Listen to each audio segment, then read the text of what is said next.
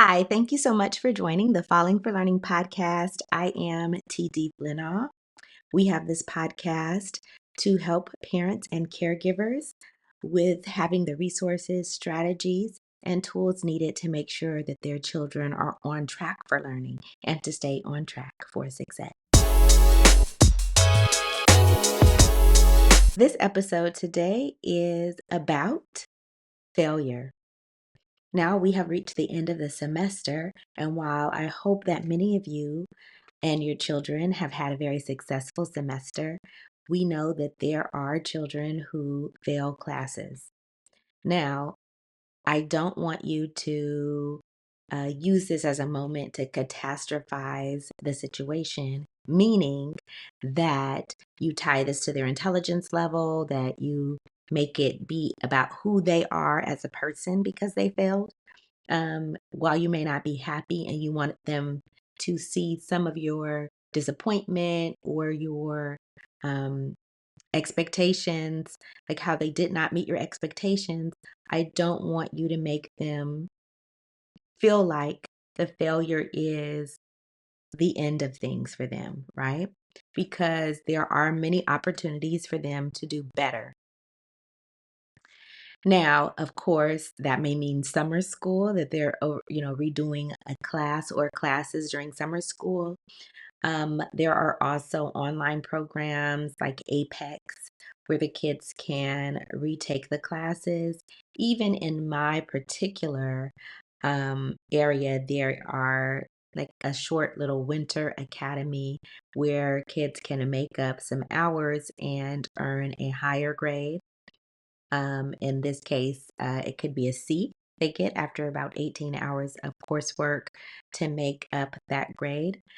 So it's not the end of things for them. And please make sure they know that because failure is part of the learning process. Now, of course, we wish they would have those smaller failures during the semester where it's not at the end of the semester where it's a final F grade, but it is something that happens. Um, some of you, it may not be a fail, but maybe it's a D, so it really limits their choices for four-year universities. Again, summer school or the Apex or something like that may also be a resource, so you could retake that class and replace that grade. So those are things that can be done. Now, I do want to be really clear about something. In our current stage, at least in my area where I'm in the Southern California area, it is very hard for kids to fail. So, they really, when I would say they, the administration and different school personnel are really pressing upon teachers to give students lots of support before they fail. So you should have gotten a call home. You should have seen that, 5 week, 10 week, 15-week grade with a note there saying your child is in danger of failing. They can go to after school tutoring, before school tutoring, different options for them. And either your child didn't go, or maybe it is straight a skills issue, right? Like they aren't reading that well. Maybe they don't speak English that well. And they weren't able to, despite their best efforts, meet grade level expectations. But just to be really honest with you, most likely that's not the case. What probably is the case, and again, you need to know and find out, investigate what the specific situation is with your child, is that they just were not doing work for a variety of reasons. A lot of times, our teens are, or our preteens, middle schoolers, or something like that, in that age group, they are feeling depressed or something like that. They might just say, "Oh, I'm being lazy." But if you're looking around to see what has recently happened, they may still be dealing with some type of loss. Now, loss could be a family member that's passed away or a friend or something like that. But it also could mean they're having relationship issues. And I know like some adults are like, oh, those kids don't know what love is or they don't know whatever. It doesn't matter. It affects them sometimes. You want to really lean into what is going on with your child where they're not doing work. Um, so they may be depressed and not really dealing well with whatever kind of situation is going on in their life. There may be something else going on, some deeper issue that is causing them to act this way. As far as when I'm saying not doing their work, not being responsible for getting their work in, not learning the content that they need to pass the class. So, really kind of lean in to figure out what's happening with your child, if that's getting them counseling or just doing a real, thorough check in with them yourself, because a lot of times that's what the issue is. So if it's not that they are really behind academically, which it could mean that, or that they are having, a problem processing their feelings about something that's happening. And so we really have to make sure that you give them the support they need so that they are feeling better.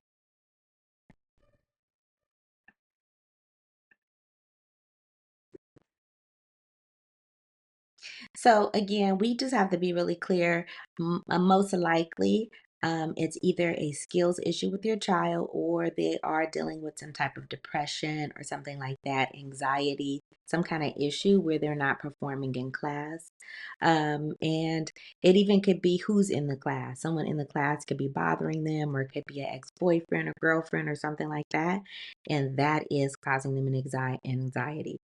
Sometimes there is a relationship issue with the teacher, and unfortunately, kids aren't able to move on past whatever conflict there is between their teacher, even though their teacher may not have a vendetta against them. Sometimes kids hold vendettas against teachers and won't do work for them. So you really, as a parent, have to do this investigation, figure out what is happening so your child is able to perform. Sometimes when we talk about performance, they're performing for other kids. They are more interested in impressing the kids in class than doing work.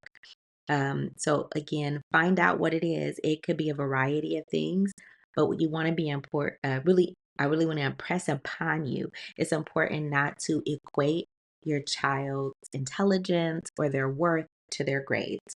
And some of us do it inadvertently. Um, and of course, sometimes kids just give up. Like, well, I can't ever meet the standards that you have for me, or like these requirements or expectations. And so they just give up and they just, are like, I'm not going to be able to make it.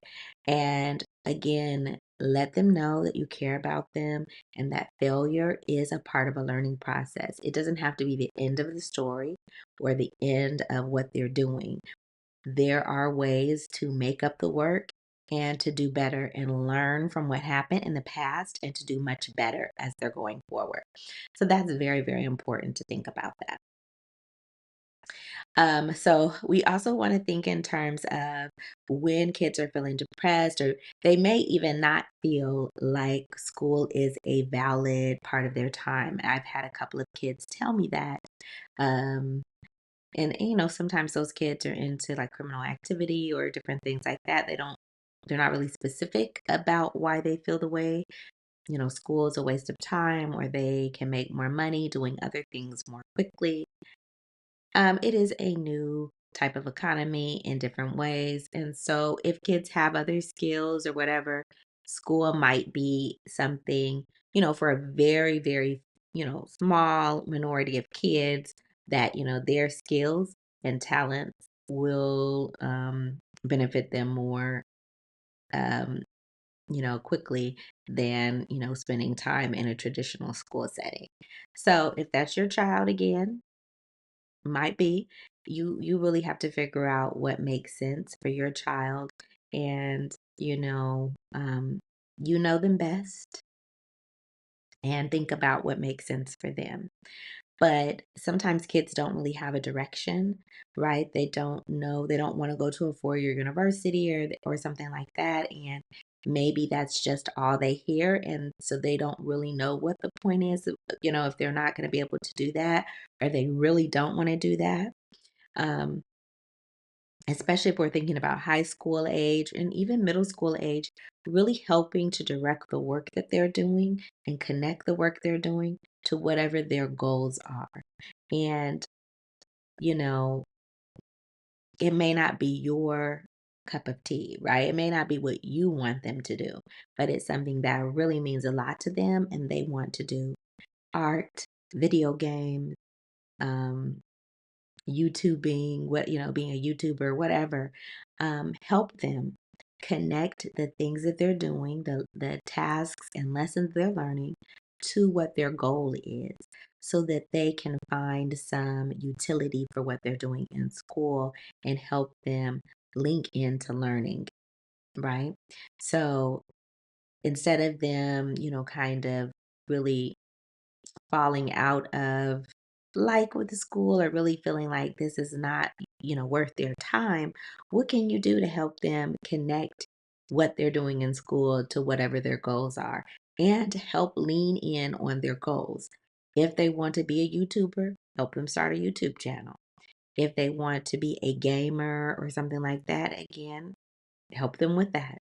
Really help them pursue what they want to pursue and tie it to the different work that they're doing with school and, help incentivize them that way, right? If you do this, we're going to buy this game. If we do this, we'll have time on your YouTube channel. I'll buy you that camera you need for your YouTube channel or equipment or whatever so that you are moving them forward. Now, we know that they may or may not stick with that goal, whatever it is that they said right now that's more important than school. But it's important that we're still linking what they're doing to the learning that they're doing. So find ways to connect it, articles that you could read to them that are connected to what they're learning about. Um, Activities that involve speaking and listening, which are part of our standards. Um, Activities for learning math, finances, all of that. Um, Again, connecting it to what they're doing, measuring different objects or different things like that, that again connects to what they want to do. So, a lot of times when we're doing those connections, those real world connections, we'll see a big difference in our what's going on with our children. Join us for Well Educated Wednesdays every Wednesday on Instagram Live at Falling for Learning. It is a free parent question and answer session where parents can ask questions, learn about resources, strategies, and tips to make sure their children are on track for learning and stay on track for success. That's every Wednesday on Instagram Live at Falling for Learning. We look forward to seeing you and helping the next generation thrive. But I do really want to be clear that in this day and age where there's a lot of compassionate grading and different things like that, children are really earning those Fs a lot of times. Like teachers are doing a lot, and we have a lot of pressure on us to really make sure that we're giving children multiple opportunities, extended time for late work.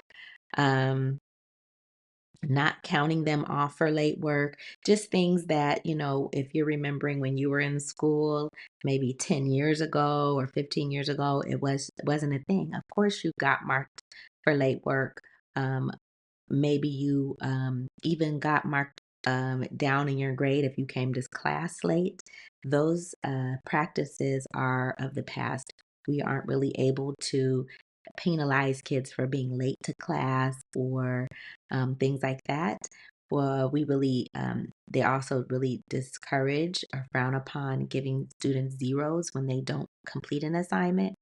So when you understand that your child is failing, a lot of times they are really earning that grade. And again, that could be really poor attendance. They could be skipping class. And it could be because they're very depressed or they're caught up in a toxic relationship as teens. Many teens or even preteens will get caught up in toxic relationships and they are not able to get focused on other things. Um, and again, look for professional help from, counselors and different things like that to help your child out of some of these issues that you'll find that they are having. But again, let them know that first and foremost, you love them and that you want them to be successful, whatever that is for them. Their success is going to look different than yours, right? Even if they want to do a similar type of profession that you do, it still will look different because we're in a new day and age. There's new trends and technology, and all of those factors will make their path to success look different than yours. But really support them and really try to take seriously whatever it is that they're going through because sometimes as adults we'll think, oh, that's not a big deal or that's not and for them that's their whole world right now, whatever that situation is with their boyfriend or girlfriend or something that they're depressed about, even though it may not seem as important to us, right? Just think about when they were 2 and 3 years old, they used to be upset about things, a toy or something like that, and that wasn't a big deal. They're teenagers and their problems may not seem a big deal to you, but if it's really distracting them in a way where they can't, do their schoolwork or they feel like it's not important to do their schoolwork or they're feeling pressure to hang out with someone instead of go to class or whatever the case is, really support them in getting some professional help or mentoring, or even make sure that you're checking in with them. Sometimes we as parents get very busy with work or we get caught up with, adult issues or different things like that. And we kind of, take our hands off the wheel when we're talking about steering our children and really supporting them and what they have going on in their lives. And that is a mistake. Some of us feel like our kids are get older and they're teenagers or they're preteens and they're good and we don't really need they don't really need us that much because they might be pushing us away, which is natural. It is natural, parents, for kids to push you away when they get older because, they are supposed to be out on their own and doing their own thing. So they may not be so into you anymore, but they still need you and they still need your guidance and you to be steering them in the right direction. And really be open to them. Sometimes we get into a thing where they start talking about something or want to talk about something. They may want to talk about sex or boys or the opposite sex or whoever they're attracted to, and we don't want to talk about it yet. Like they're too young for that, or they don't, they shouldn't have to think about that, or focus on school or something. And so what happens is our children end up getting advice from um, they start getting advice from their peers who don't know much of anything, right? So if you're not someone that they could talk to, or you get really upset when they talk about things, or you just deny that they have feelings or their feelings are important, um, then you're not someone they could turn to. And so you really want to reserve judgment when they're talking to you and they're trying to reach out to you, because if you don't, they will find other people who are going to listen to them and who are going to talk to them and support them. If it's not you, it's going to be someone else, right? Because it is a tumultuous time for them. They're growing up, they're having, new feelings and emotions and hormones and hormotions, all that, all kind of issues. And so how are you going to support them, right?